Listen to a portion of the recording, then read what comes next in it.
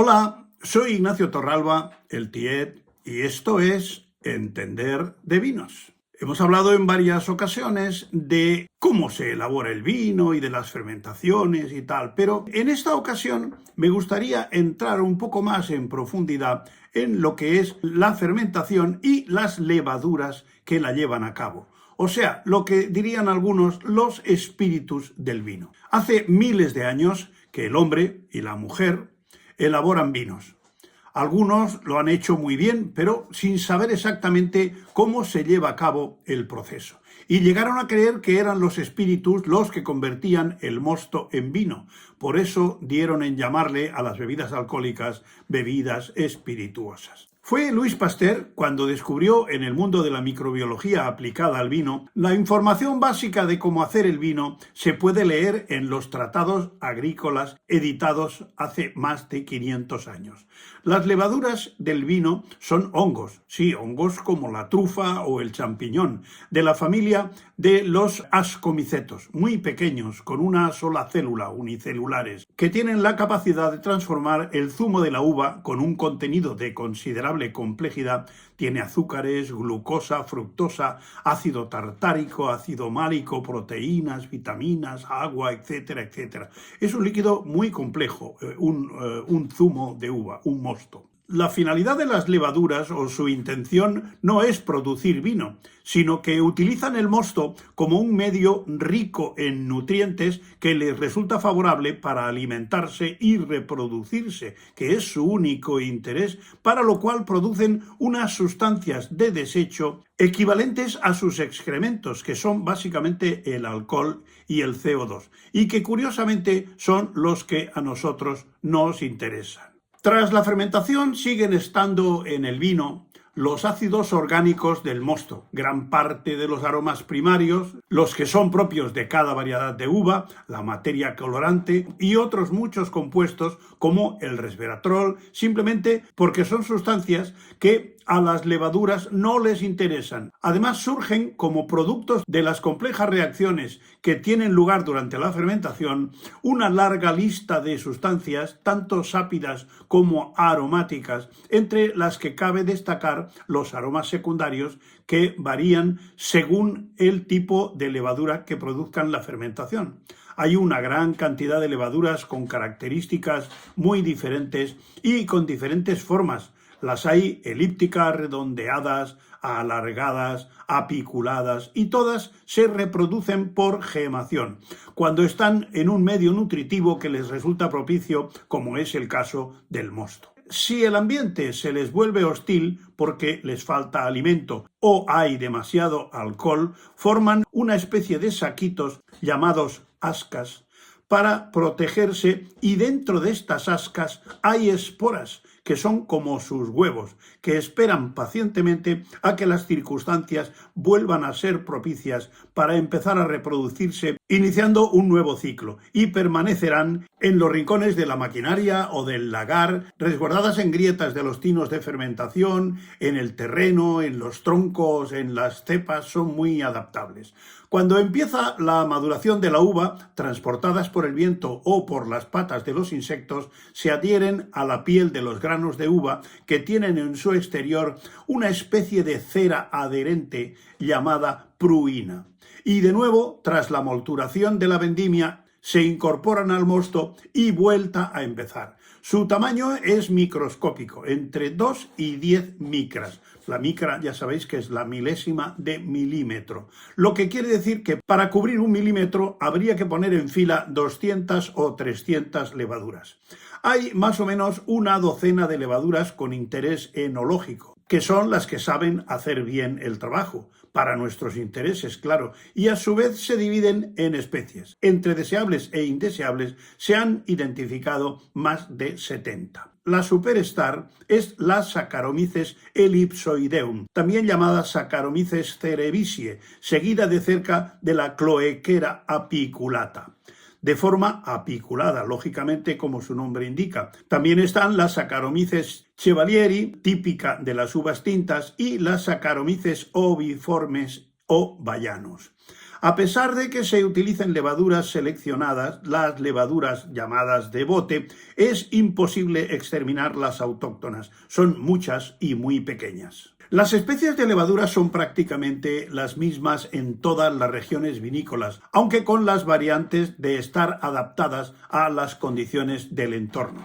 A lo largo de la fermentación, las distintas especies de levaduras se van relevando en el trabajo. Empiezan las apiculadas, que fallecen cuando el medio alcanza los 3 o 4 grados de alcohol. Entonces continúan las elipsoideas o cerevisie, que tienen un gran vigor fermentativo, y terminan la faena las oviformes, capaces de alcanzar y soportar altas concentraciones de alcohol, sobre todo aquellas que están adaptadas a zonas calurosas de alto grado de maduración, como el caso del Priorato, Montilla Moriles, etc. Saccharomyces significa literalmente hongo del azúcar. Junto con las levaduras deseables desde el punto de vista de una fermentación de calidad, se cuelan en el mosto multitud de bacterias y otras levaduras cuya presencia es indeseable. Por eso, para obtener un vino de calidad es fundamental una asepsia en el proceso de fermentación. El correcto uso del anhídrido sulfuroso y las prácticas enológicas posteriores a la fermentación nos permitirán mantener el vino sano y a salvo del ataque de esta microflora indeseada. En cuanto al desfangado y la corrección de los mostos, una vez que el mosto está en el depósito de fermentación, viene acompañado, como hemos dicho, de numerosos microorganismos que no han sido invitados a la fiesta, así como los sólidos, pepitas, fibras de pulpa, peciolos, ollejos, raspones, polvo e incluso tierra que llevan adherida los granos cuando vienen de la viña. Si se fermentase en presencia de todos estos elementos, contaminarían el vino y éste perdería su finura de nariz y adquiriría notas rústicas, herbáceas, además de ser más sensible a la oxidación cromática, y en boca aparecería una cierta aspereza por la disolución de los taninos de las partes leñosas, como raspones, peciolos y semillas. Desfangar es eliminar esos fangos o suciedad perjudicial para el futuro vino, y puede realizarse por gravedad, dejando que sedimenten, utilizando la refrigeración o el anhídrido sulfuroso para evitar que se inicie la fermentación, o por medios mecánicos, filtrando, o por centrifugación, aunque este último sistema es menos recomendado.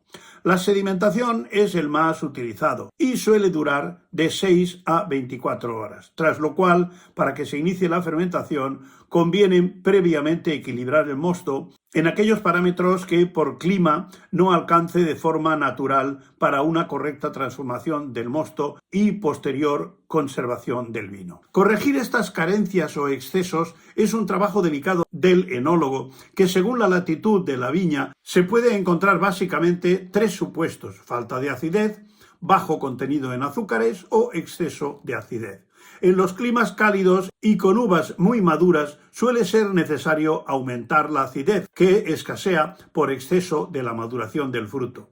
Para ello se suele utilizar el ácido tartárico, ácido orgánico natural de la uva y de otras muchas frutas, en dosis que rondan los 150 gramos por hectolitro. Para aumentar 1 gramo por litro la acidez total, y una vez corregida la acidez del mosto, hasta alcanzar los 5 o 5,5 gramos por litro. Ligeramente sulfitado para realizar una primera selección de microorganismos, y en pocas horas y de manera espontánea se inicia la fermentación.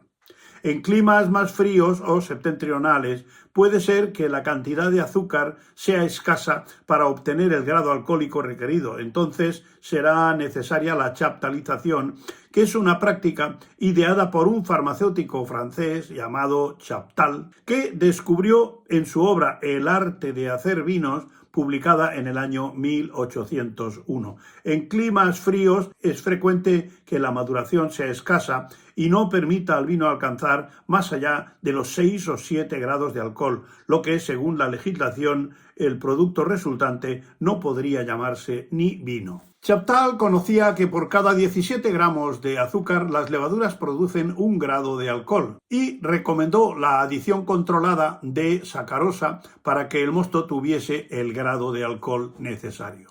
No era una práctica innovadora porque los viticultores mediterráneos ya habían empleado la edulcoración de los mostos, sobre todo para fortalecer los vinos que tenían que viajar y así evitar su acetificación, aunque en ocasiones, por falta de conocimientos, los vinos podían quedar cortos de alcohol o dulces.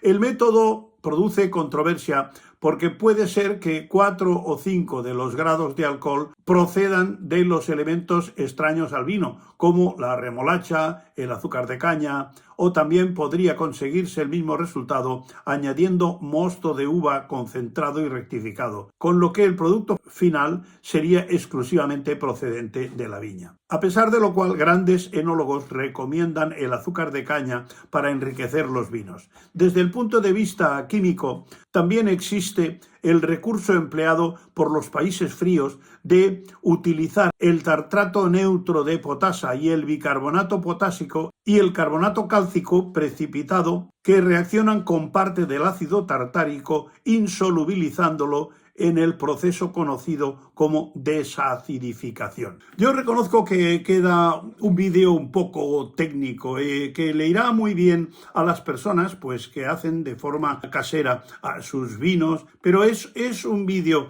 que quizá para el wine lover, para el disfrutón del vino, lo que le interesa es saber que existen todos estos términos, saber cómo se hace, haber oído hablar de ello, porque no te venga de nuevas cuando alguien comente alguno de estos extremos. Porque conocer algunos aspectos técnicos del vino, aunque no sean de necesidad inmediata, también es entender de vinos. Hasta otra.